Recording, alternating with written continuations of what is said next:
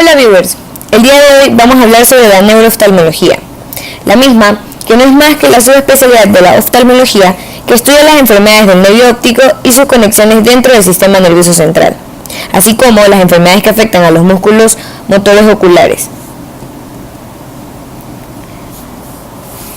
Como médico de primer contacto, usted debe ser capaz de realizar una exploración neurooftalmológica básica, así como reconocer e interpretar la sintomatología más común de las enfermedades neurooftalmológicas. Para alcanzar estos objetivos, usted debe aprender a, primero, interrogar antecedentes clínicos de importancia. Segundo, debe ser capaz de medir la agudeza visual. Tercero, explorar los reflejos pupilares. Cuarto, evaluar la función de los músculos extraoculares. Quinto, evaluar el campo visual. Y sexto, explorar la cabeza del nervio óptico. Las vías visuales y el sistema oculomotor reflejan mucho el estado del sistema nervioso como un todo.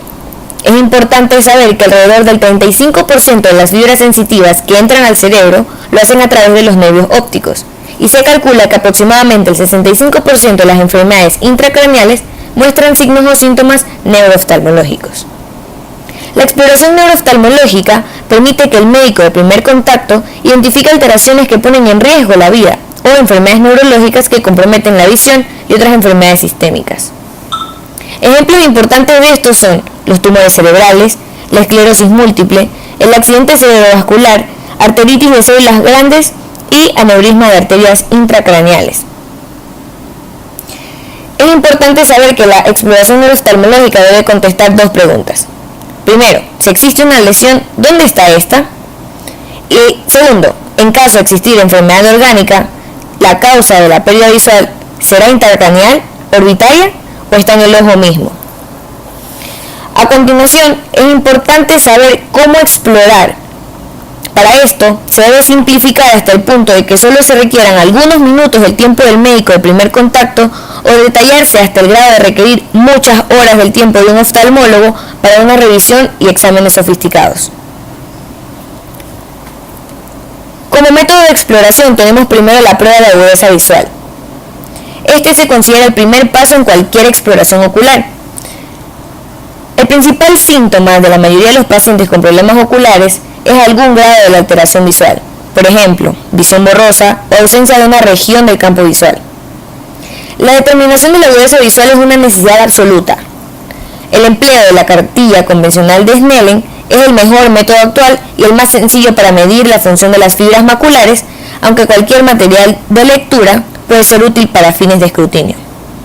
De manera ideal, se debe de medir tanto la visión cercana como la lejana.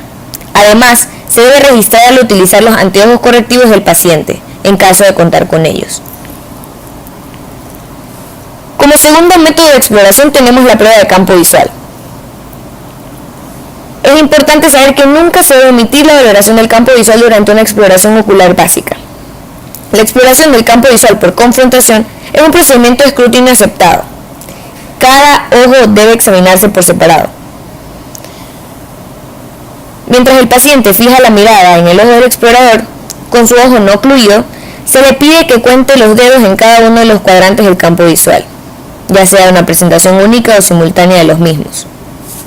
Debido a que la mayor parte de los efectos del campo visual afectan la visión central, se debe poner atención a la región central dentro de los 30 grados. Un método para detectar defectos centrales del campo visual consiste en pedirle al paciente que vea una hoja de papel graficado o una rejilla de Amsler, la cual es parecida pero específica para este tipo de prueba. En ocasiones, el manejo de una cuadrícula mostrará una ligera hemianopsia bitemporal debido a la compresión del quiasma o pequeños defectos homónimos del campo visual debido a enfermedades del lóbulo occipital. El método más formal, sin embargo, para valorar el campo visual es mediante una perimetría automatizada, también denominada campimetría. Pupilares. Las pupilas se deben examinar con un objeto distante para evitar sincinesia cercana. La anisocoria es normal en el 20% de la población. Y es importante observar el tamaño antes de la realización de los reflejos pupilares. El tamaño pupilar normal a la luz tenue oscila entre 5 a 8 milímetros.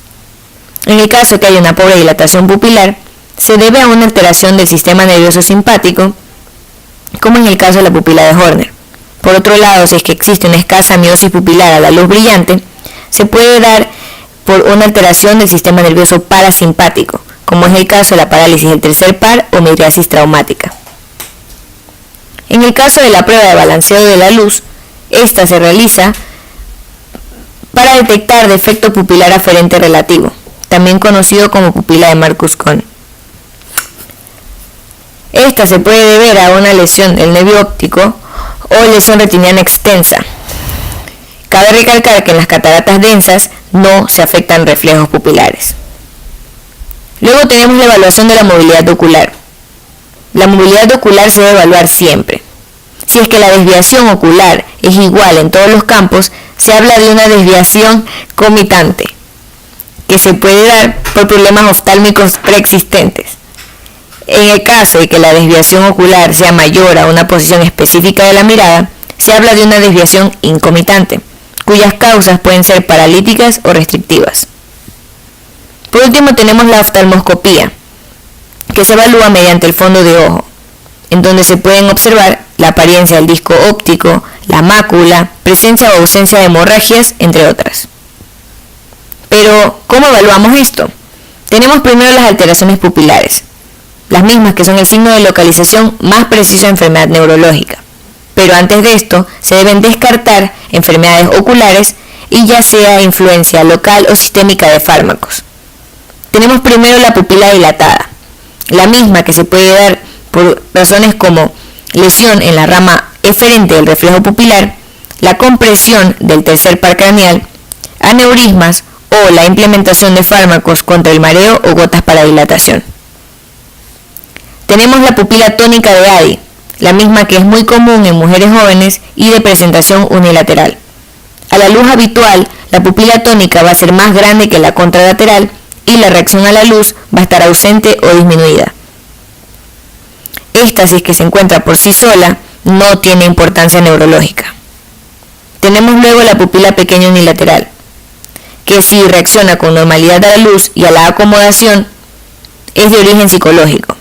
También se puede dar por anisocoria o si es que se acompaña de una ptosis leve del párpado superior, de un síndrome de Horner, el mismo que es una lesión congénita o adquirida de la vía simpática en porción central o preganglionar desde el ganglio cervical hasta el ojo. Tenemos luego la pupila de Argyll-Robertson, la misma que es una pupila pequeña o irregular que responde poco o nada a la luz, pero lo hace normal a la acomodación. Esta puede ser unilateral o bilateral, que es el caso más común, y se encuentra relacionada a la sífilis terciaria. Luego tenemos las alteraciones neuromusculares. Primero, la parálisis del tercer nervio. El tercer nervio o par craneal inerva al músculo elevador del párpado superior, al recto superior, al recto medial, al recto inferior y al músculo oblicuo inferior. Su parálisis, por lo tanto, produce una diplopía horizontal y vertical, ptosis del párpado superior, una incapacidad de mover el ojo hacia adentro, hacia arriba o hacia abajo y una pupila dilatada y arrefléctica. Este es producido por causas como aneurisma intracraneal, enfermedad vascular oclusiva dentro del nervio, traumatismo o tumores cerebrales. Luego tenemos la parálisis del cuarto nervio. El cuarto nervio inerva al músculo oblicuo superior. Por lo tanto, su parálisis produce diplopía vertical y una mayor dificultad para mirar hacia abajo. Por lo tanto, el paciente puede inclinar la cabeza hacia el hombro contrario para minimizar esta diplopía. Sus causas son principalmente traumatismo craneoencefálico cerrado, enfermedad de vasos pequeños y anormalidades congénitas. Luego tenemos la parálisis del sexto nervio. El sexto par craneal inerva al músculo recto lateral.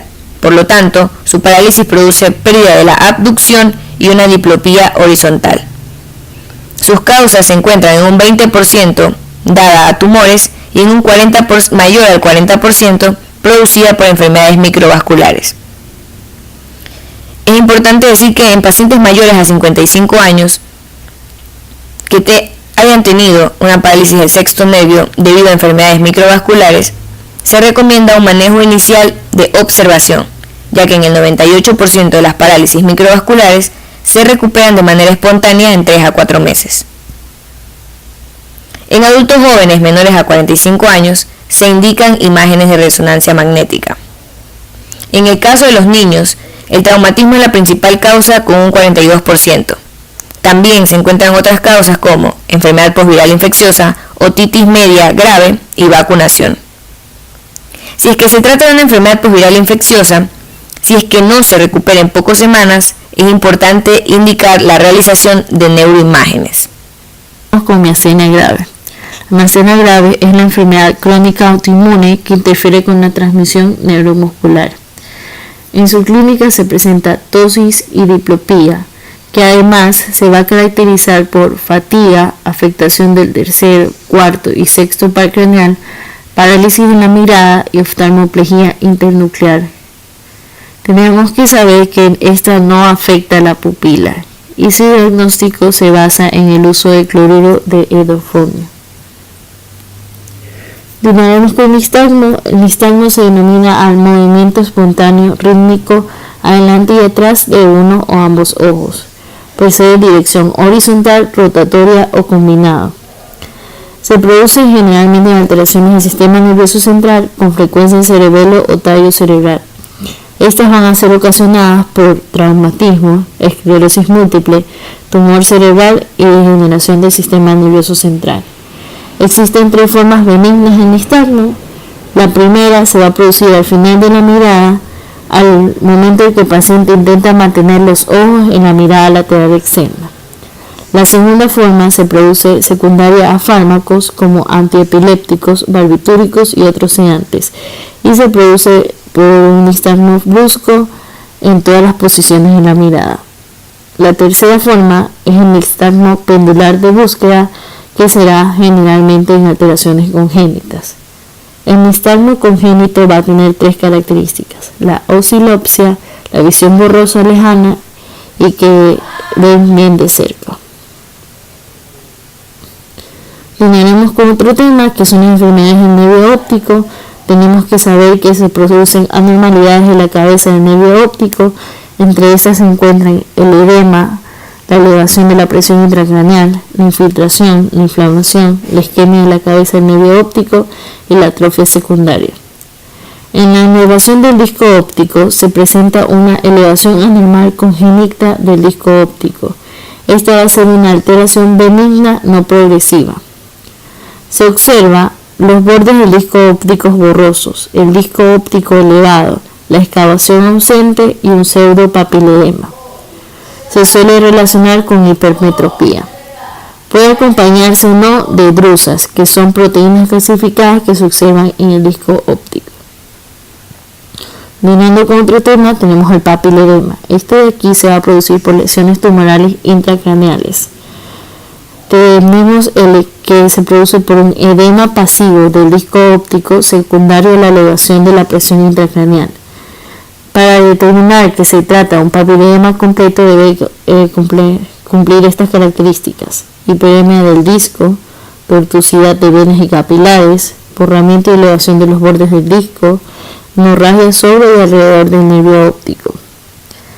Existen tumores como el pseudotumor cerebri que producen papiledemas. Y los signos tempranos de papiledema tenemos la elevación sutil de los bordes del disco, la pérdida del pulso venoso espontáneo y la hiperemia leve. Continuando con otro tema, tenemos la papilitis o neuritis óptica anterior. Este de aquí es el edema inflamatorio del disco óptico. Más común es unilateral y se produce una disminución de la agudeza visual, una alteración de la visión al color y un defecto pupilar aferente. Cuando son de características bilateral, producen una buena visión central en su fase inicial. La neuritis óptica generalmente se relaciona con la esclerosis múltiple.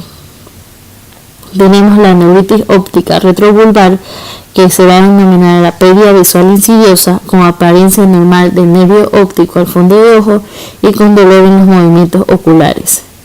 Vemos la neuritis óptica isquémica, que se produce en oclusión microvascular en personas con vasculopatías mayores de 50 años, en el que se observa un disco óptico pálido, edematoso, hemorragias en astilla y pérdida aguda de la agudeza y campo visual altitudinal. Tenemos la maurosis fugaz. La maurosis fugaz es la pérdida visual monocular transitoria secundaria a insuficiencia arterial. Tenemos el ojo seco, que se produce una pérdida de visión por segundos y que se recupera al parpadear. La pérdida visual transitoria monocular o binocular se da por 20 a 40 minutos, que se produce un vasoespasmo y que lleva a lo que es la migraña. La duración de varios minutos hay que descartar que se trate de una maurosis secundaria a un embolismo. En los pacientes mayores de 50 años con pérdida visual monocular de varios minutos, se debería pensar en un ateroma en circulación carotidia, ipsilateral o fuente embólica de origen cardíaco. Aquí se caracterizan en observar las placas de Honninghurst, que son placas refractivas en bifurcación arterial retiniana observada en oftalmoscopía. En mayores de 65 años, el síntoma de presentación es la arteritis de células gigantes. Ahora vamos a hablar de los efectos en el campo visual. Como podemos ver, el ojo izquierdo tiene su campo visual que corresponde a todo esto de acá, mientras que el ojo derecho tiene toda esta porción de campo visual. Al juntarse estos dos campos visuales forman lo que es la visión binocular. Recordemos que al lado laterales de los ojos tiene el 90% de la visión. A nivel nasal, debido a la nariz, tenemos nada más el 60% del campo visual, y en la parte superior e inferior corresponde al 80% de la visión.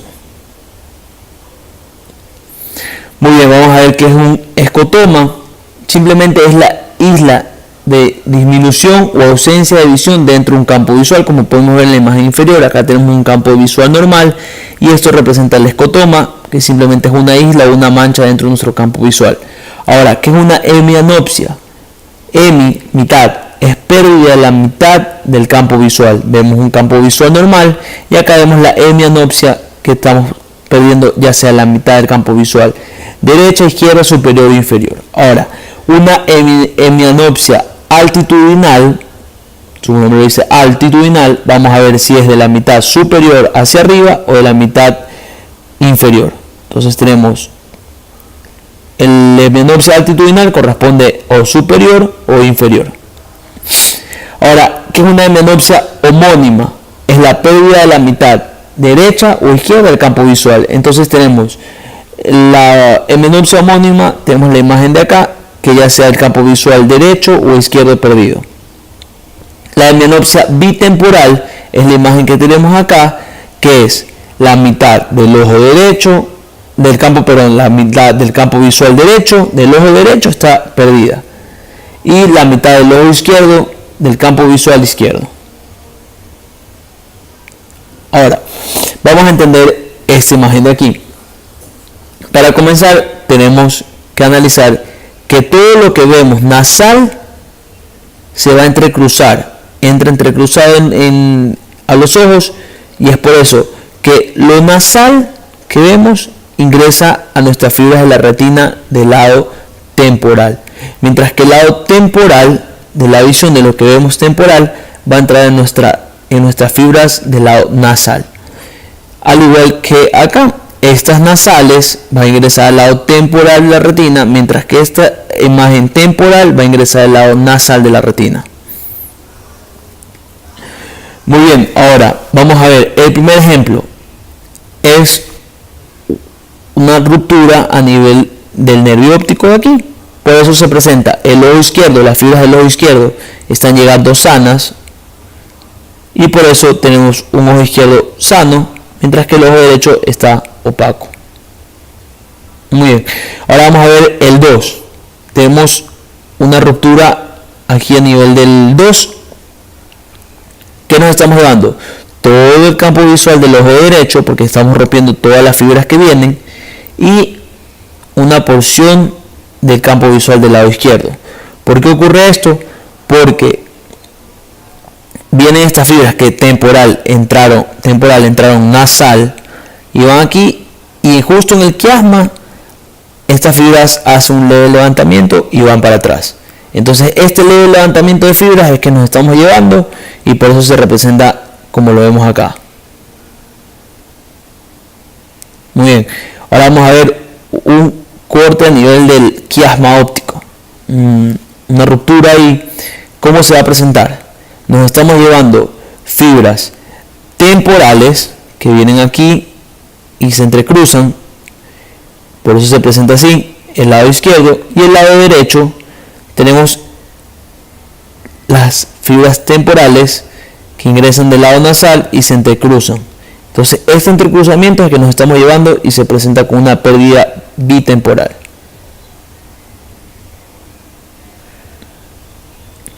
Ahora, si hacemos un corte acá en el cuarto, ¿qué nos estamos llevando? Nos estamos llevando estas fibras temporales que ingresan por aquí y se entrecruzan, y las fibras nasales que ingresan por aquí y van a su lado correcto, porque estas no se entrecruzan. Entonces, ¿qué tenemos? Una afectación temporal del ojo izquierdo y una afectación nasal del lado derecho. Y así sucesivamente podemos ver el quinto, que es un corte aquí, el sexto acá, el séptimo y el octavo. Entonces, básicamente lo más importante para poder entender esta imagen es saber que las fibras nasales se van a ir a presentar acá en las fibras temporales de la retina, van a avanzar y van a ir para acá. Mientras que las fibras temporales se van a presentar en la retina, en las fibras de la retina nasal, y van a ir hacia su lado correcto. Ahora vamos a ver el lado contrario. El lado temporal que tenemos acá, el lado nasal que tenemos acá, se va a ver en las fibras del lado temporal de la retina, va a avanzar y va a irse hacia acá. ¿Sí? Recuerden que aquí en el quiasma hace como una pequeña ondita y regresa para acá. Ahora vemos que el lado temporal se va a ir hacia el lado nasal de la retina, y sus fibras van a ir y se van a entrecruzar acá.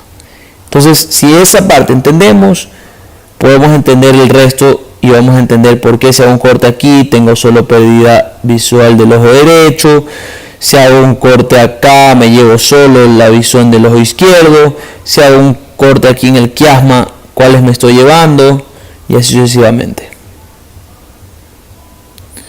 Ahora, causas más comunes de una neuropatía óptica unilateral: tenemos una neuritis óptica, un gloma del nervio óptico, un meningioma, una neuropatía óptica isquémica.